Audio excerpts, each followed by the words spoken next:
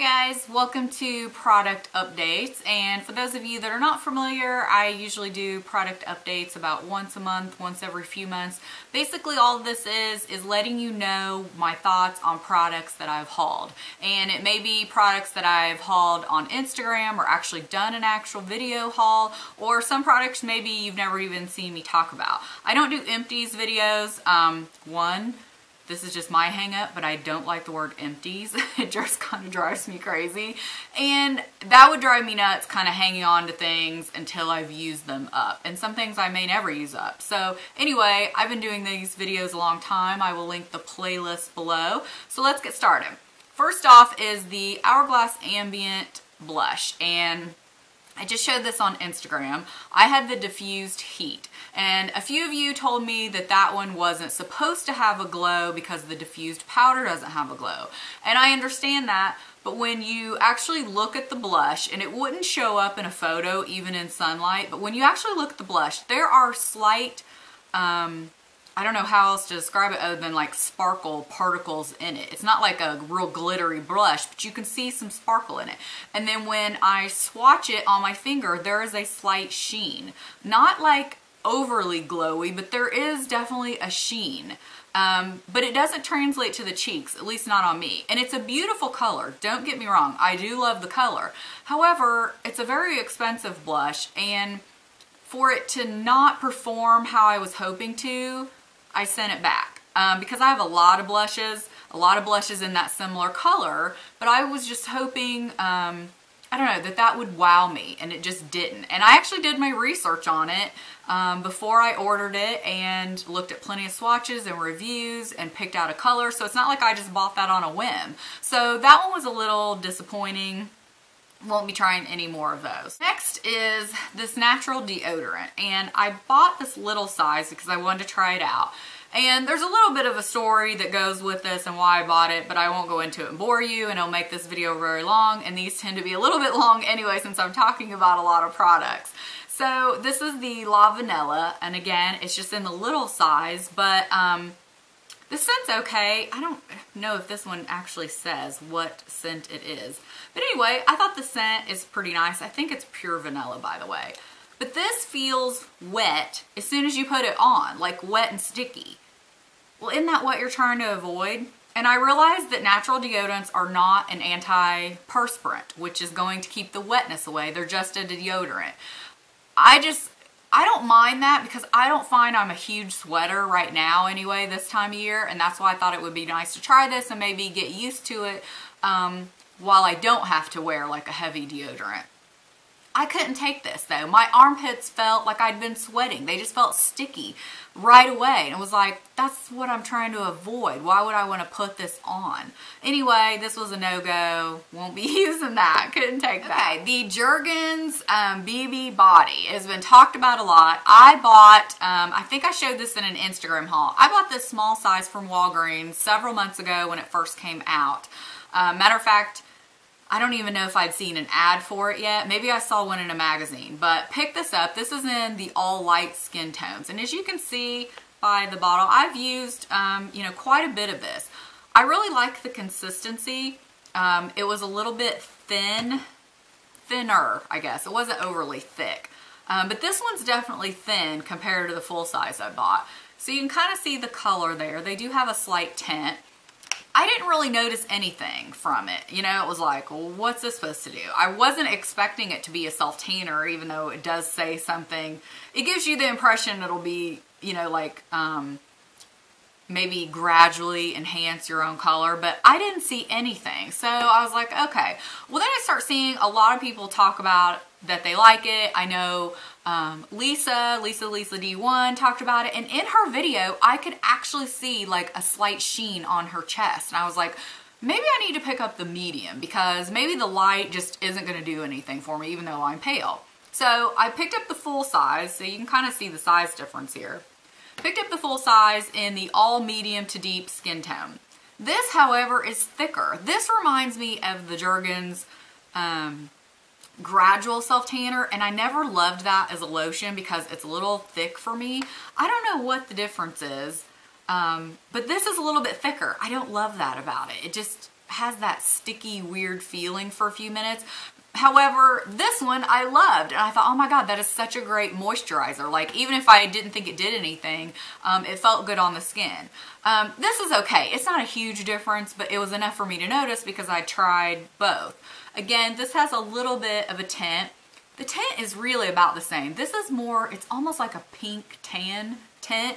You will notice it on your skin, at least I do for my light coloring. But you know, you blend it and it goes away. It's not like it looks streaky or self-tanner-ish or anything. Well, with this one, I can see a slight glow, like especially on my chest. That's where I really like it. If I move my arms around in the light enough, I can kind of see it. But it just looks very natural. Like, I don't know, it's just really pretty. I don't have it on now. I'm looking at my chest like I do. I don't.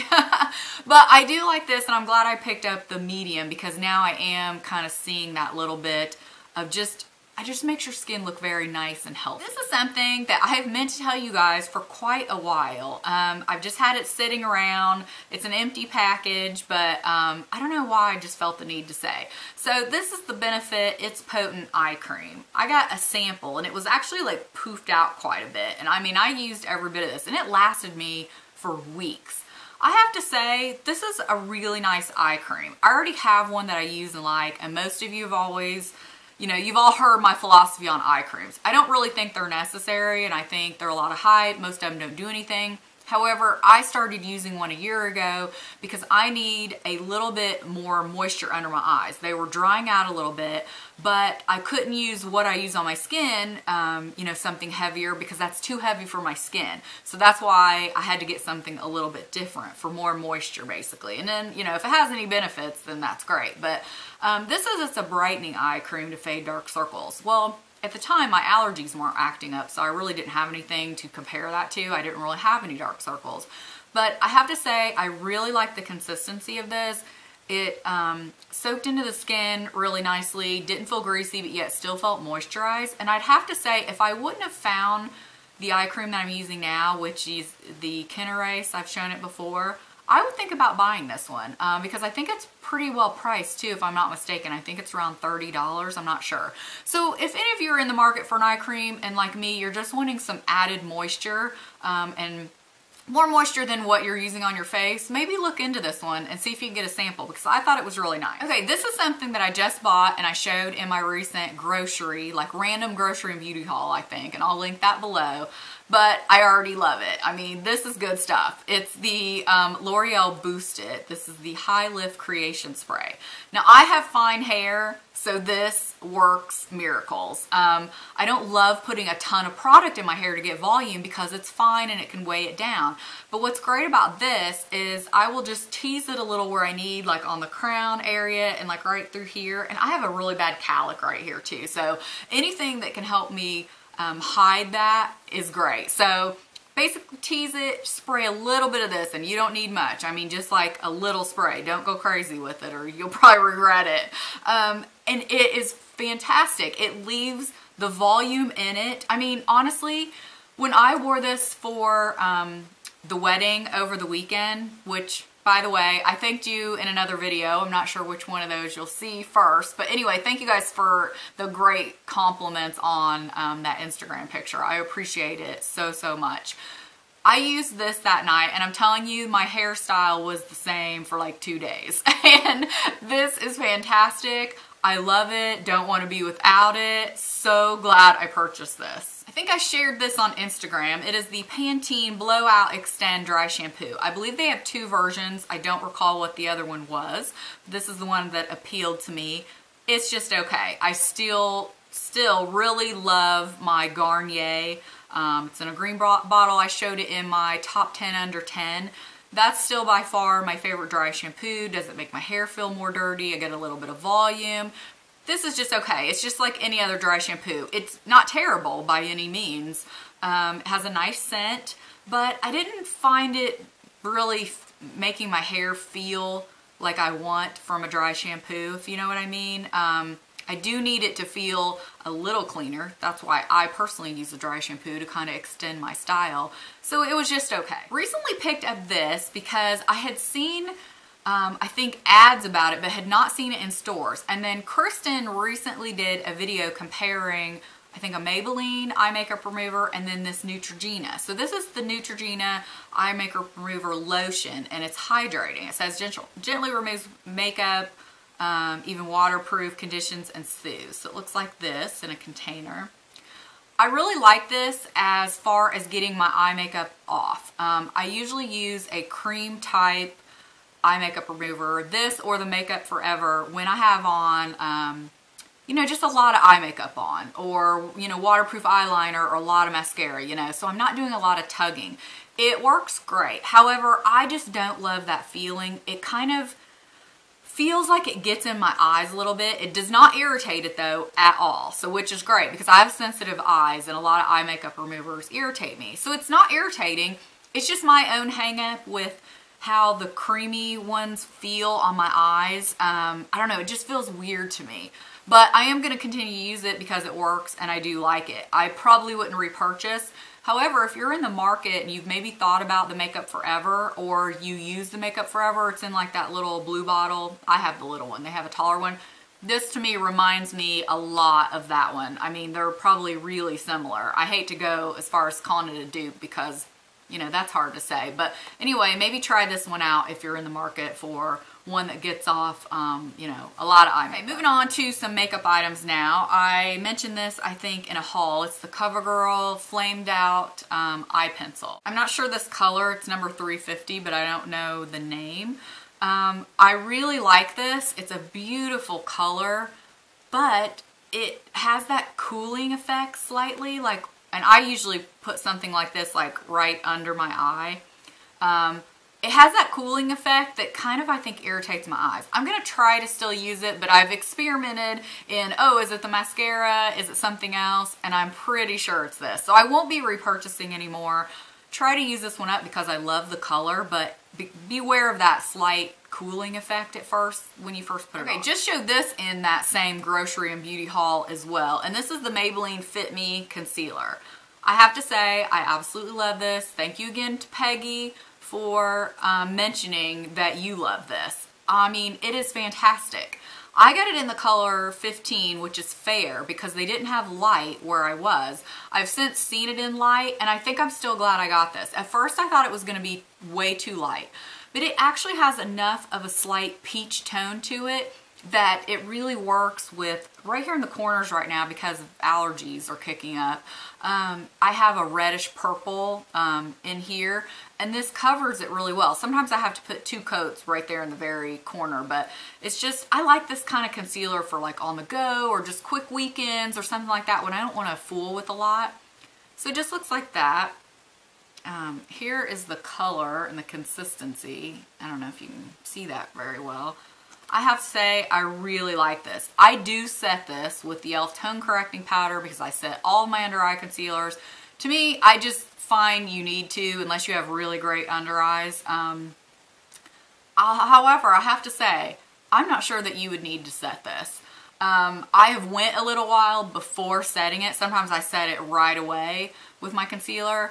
If you don't put too much, and I think that's the key with any under eye concealer, don't put too much, you know, or you're bound to get creasing. I do have some fine lines under my eyes, but this, you know, it's not like it was settling right away. So very happy with this, really like it. The color selection may be hit and miss for you, but honestly, I would give this a try. It's really great, and I'm really happy I tried it. Okay, I showed this in a haul, and this is the Pixie Quad, and several of you said you were going to look for them. I was lucky enough to get it on clearance. I got it for half off, and then I think they went down again even less than that. This to me is a really pretty quad. I'm happy I purchased it. I'm glad I got it half off though. I would not have paid full price for it. Mine is in the color Shades of Taupe. It comes in about 4 different colors, I think. So this is what mine looks like.